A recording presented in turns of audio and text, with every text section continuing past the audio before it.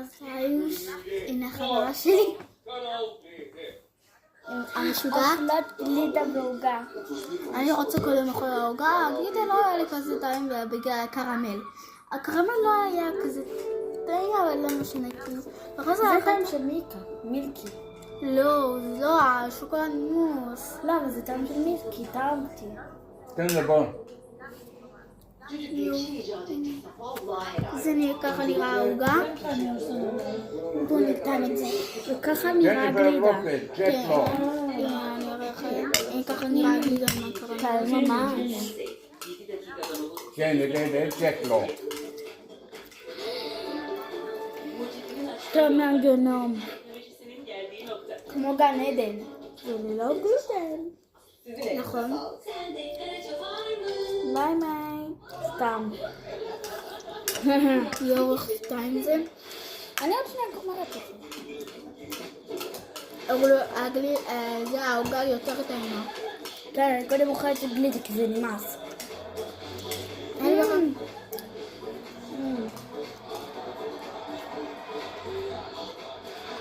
מה עשה לחיים? אוי. לחיים. למה שאני קודם תקחי את זה? הנה. לחיים.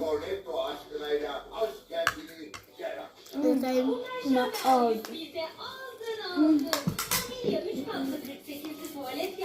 יודעת מה עשינו עם הקרם? מה? אז שמנו חמה. אוקיי. חמה אחת שלמה ואחד חצי. אוקיי. כן, ערבבנו אותה עם המיקסר ואחרי זה שמנו חלב מרוכז ואחרי זה שמנו ונמסנו את השוקולד ושמנו את זה בפנים והקרם יצא מעולה. בסן. בסן.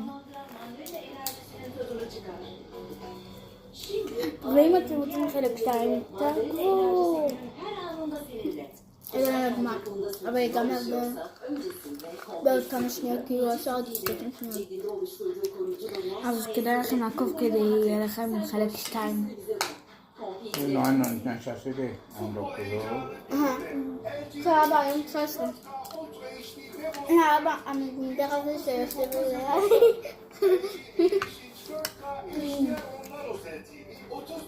אני שמחה שאכלתי את זה, אבל העוגה יותר טעימה.